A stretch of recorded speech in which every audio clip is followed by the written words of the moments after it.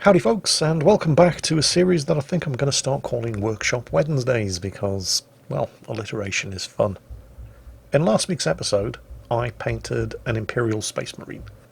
Everybody, say hello to Dave. While I was painting Dave, I learned a few things.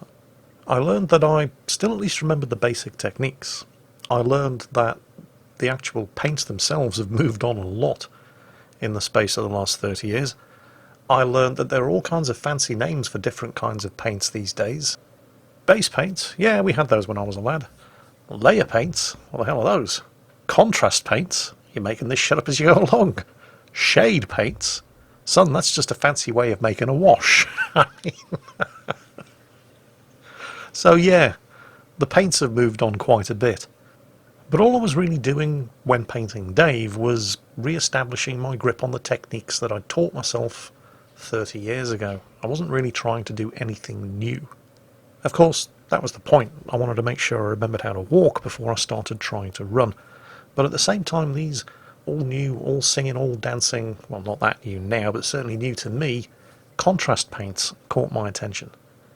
Because they've been marketed as, hey, you don't have time to paint a full army? Use contrast paints and get Battletop ready results in a fraction of the time. And I'm all about cutting corners wherever possible, so I thought I'd give the contrast paints a try. Let's just say the results were mixed, and it wasn't entirely down to my cack-handedness with a paintbrush. Ladies and gentlemen, boys and girls, meet Colin, the Imperial Guardsman. Unfortunately, no video footage remains of me painting Colin. I have no idea what happened to the hours and hours of video that I did record. It's just gone. That's not actually such a bad thing, because as you can see, the results are, well, they're acceptable. I mean, if you were to stick young Colin down here in a group with another 14 guardsmen, he probably wouldn't look too bad. But the process of painting Colin here in nothing but contrast paints taught me a few other things as well. And that's that there's a time and a place for using contrast paints, and it's probably not for painting an entire model. I'm sure there are some extremely talented artists out there who can and do achieve amazing results with contrasts. And there are certain things that these kind of paints are exceptionally good at. Fabric, cloth, flesh, any kinds of areas where you've got a lot of dips and folds and recesses. Contrast paints, as you can tell here, looking at the fatigues that Colin's wearing, really do a pretty good job of giving you that depth and definition very, very quickly. But large, flat areas, not so much. So areas like the armour and the furniture around his lasgun, yeah, not so good. So I'm writing Colin off as an experiment. Not a failed experiment, because I did learn a lot from the process of using nothing but contrast paints, and mostly what I learned was don't just use contrast paints. Enter Bill. Bill's also an Imperial Guardsman. Bill, however, is going to be painted in slightly more traditional methods. So I've primed him in black. I've then applied a base coat of Zandri dust, which is, beige, to his fatigues. And I'm now applying Castellan green, which is just a fancy Games Workshop way of saying olive drab, to the areas of armour, covering his chest, shoulders and head, as well as the furniture around his lasgun. And I'm doing it all in good old-fashioned regular acrylic base paints. None of them fancy new contrast paints this time around. So what's the difference between a base paint and a contrast paint? Well, quite a lot actually. Although you could argue that a contrast paint is nothing more than a base paint that's been watered down to the consistency of a wash. Now, for those of you who don't paint miniatures, a wash is basically a very watered down paint until it's the consistency of milk or water. There is still some pigmentation left in it, so it is going to stain the surface of whatever it is that you're painting, a very, very faint shade of whatever the base paint was before you started thinning it down with water into the consistency of the wash. But because it's now extremely watery, it's going to flow and gather in all of the recesses of whatever it is that you're painting. Because it's gathering there, it's going to have a higher pigmentation count there, so it's going to darken those areas more. And that's what we call a wash. And that's basically what a contrast paint is. I have to admit, most of the time that I was painting Colin in contrast paints, at the back of my head was the question, am I really doing anything here that I couldn't have done just by watering down my base paints and applying them as a wash? And I think the answer to that is a fairly resounding nope, and it would almost certainly have looked better if that is in fact what I had been doing. And is in fact what I'm going to be doing with Bill here. You can see all those areas in particular of beige on his fatigues. The only reason you can really see any definition on them at the moment is because the light's coming from above. In order to add definition to those fatigues, in order for you to actually be able to see all of the folds and creases under any light conditions, I'm going to have to apply a wash. And once the wash is dried, I might have to dry brush it and highlight it. So that's anything up to 5 different steps when it comes to using a traditional painting method and traditional paints just to get the fatigues of Bill the Imperial Guardsman here. Prime it, base coat it, wash it, dry brush it, highlight it. Now this is the advantage of contrast paints. They save time by eliminating most of those steps. With Colin, the contrast painted Imperial Guardsman, those 4 or 5 steps were reduced to just 2. The entire model was primed in Wraithbone, which is an extremely pale shade of beige, and then a single coat of Agaros Dunes contrast paints was slapped over the top of that. And just those 2 steps produced fatigues that look like this. Now you could argue, and you'd be right, that they would certainly benefit from some additional layering, just to bring the highlights out a bit more. But there's nothing wrong with that. That's a battlefield ready miniature. You wouldn't want to stick it in a display case, but it'll do for a game of tabletop Warhammer 40k. Now if I'm not using contrast paints, I can produce results that look like that, and hopefully look a damn sight better. But it's going to take a lot more time and effort. And that's what contrast paints are good for. Getting stuff done under specific circumstances, areas like flesh or fabrics, and getting them done very quickly to an acceptable standard. Anyway, I'm just about done with the base coating. A bit of lead belcher to any metal parts, and I'm applying some well, I'm sure there's a fancy name for it, but it's just white to the various different Imperial winged skull insignias. And with the base coating finally done, it's time to start bringing out some of the details. Now I could just take a shade of dark brown, water it down to the rough consistency of milk and apply that as a wash over the fatigues. But I'm actually going to use the contrast paints again for this, because they are the consistency of a wash anyway, and they did do a pretty good job on Colin, and they're more or less exactly the shade that I want for Bill's fatigues anyway, so Agaros Dunes contrast paints it is. I'm slapping this stuff on pretty much all over the fatigues. Don't be too concerned if you put too much on, because it's going to flow in all of the folds and recesses anyway, and if you've put too much on, because it's so watery, you can just dry your brush off and then collect the excess with the tip of your brush and spread it on elsewhere.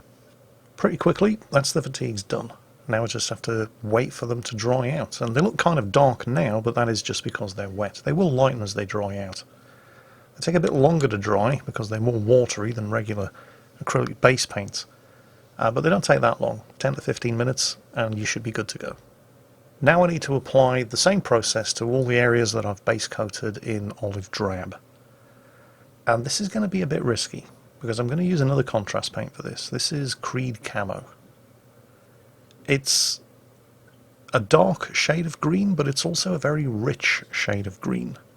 So, as well as adding depth and definition to all of the shadows on the armour, there's a potential that it's also significantly going to change the colour of the armour, because it's a very rich and vibrant shade of dark green. So this is a bit of an experiment. Fingers crossed, let's see how it turns out. In theory it should work fine, because contrast paints are a very translucent paint, i.e. you can see through them. Even if you apply multiple layers, the base coat is still going to show through. So obviously I'm going to want to do this without applying multiple layers, and one of the problems here is that you don't really know how this is going to look until it's dried out. And this is a fairly common issue when you're painting a model. A lot of the time, as the paint is going on wet, you're looking at it and thinking, this is wrong, this is not going to look good. And hey, sometimes you're absolutely right. But a lot of other times, if you're just patient and you wait for it to dry out, actually that doesn't look too bad at all. And the thing is, even if you have made a complete balls up of it, after it's dried out you look at it and you still think, nope, that's just not the look I was going for. Just reapply the base and try a different shade. As long as the existing layers of paint have been thinned down to the correct consistency, they shouldn't be too thick, and adding additional layers over the top if you have to start again shouldn't obscure any of the underlying detail on the model itself.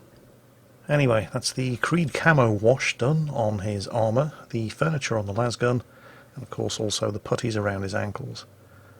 I'm just going to touch up any areas that I feel could do with an additional bit of definition.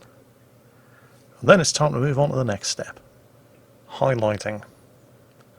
The thing you have to remember when you're painting a miniature, and it doesn't matter whether it's an Imperial Guardsman from Warhammer 40,000, a model tank, ship, or aircraft, you're not trying to replicate reality, you're trying to suggest reality. And one relatively simple way of doing that is to add highlights to the areas on the miniature that would be collecting the most light. So if we assume that the light is coming from above, we're going to want to put a lighter shade of our base colour over the uppermost edges of the miniature. It's the exact opposite of what we were doing when we applied the wash. We used the wash in a darker shade of our base coats in order to darken the shadows and recessed areas of the model. And now we're applying a lighter shade of our base coats in order to highlight and accentuate and add some contrast by applying that to the raised areas of the model.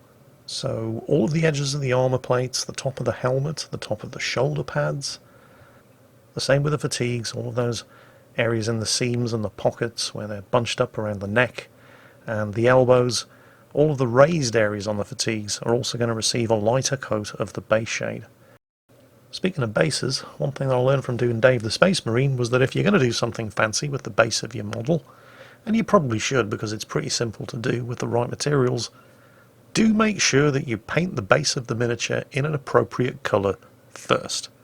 So you don't have to go over it afterwards with a paintbrush trying to get some dark paint into all of the cracks and bits that you've missed. So I'm giving a quick coat of dried brown all over the base of Bill's miniature here. It's just a dark shade of brown. Anything will do. Once that's dried, I'm going to mix up equal parts water and PVA glue, and then using a brush that I really don't care about because this is going to pretty much ruin the brush, I'm going to slap that all over the base and then sprinkle all over it a generous portion of, well, whatever shade of modelling flock you happen to have or think looks appropriate. And if you don't have any, you can easily make your own. Just go and get some dried leaves, stick them in a blender, that'll do just fine, or just get some dirt from the garden, dry it out, grind it into dust, and use that instead. And that is pretty much Bill the Guardsman done. Took a bit more time, took a bit more effort, still far from perfect, and loads of room for improvement, in particular the flesh areas. I'm really not very good at painting those. Also the highlighting on the fatigues, it's a bit scrappy and could definitely be improved. But if I learned nothing else from doing this, it's that using a combination of all of the different tools available in your paint box instead of just relying on contrast paints alone definitely produces a much better overall look. Contrast paints definitely have their uses. If you have to paint a whole bunch of miniatures in a hurry, there's probably no better way to do it. And they do produce pretty good and quick results on areas of flesh or fabrics. But that's really about it. For anything else, you're probably almost certainly going to be better off using traditional paints and traditional techniques, using the contrast paints to complement them where necessary. Next up, I'm going to be doing my best to take this incredibly old, cheap and downright nasty model of an M3 Lee belonging to Rita and turn it into something that looks like this. That coming up next week. In the meantime, I hope you enjoyed today's video, and as always, take care, and I'll catch you next time.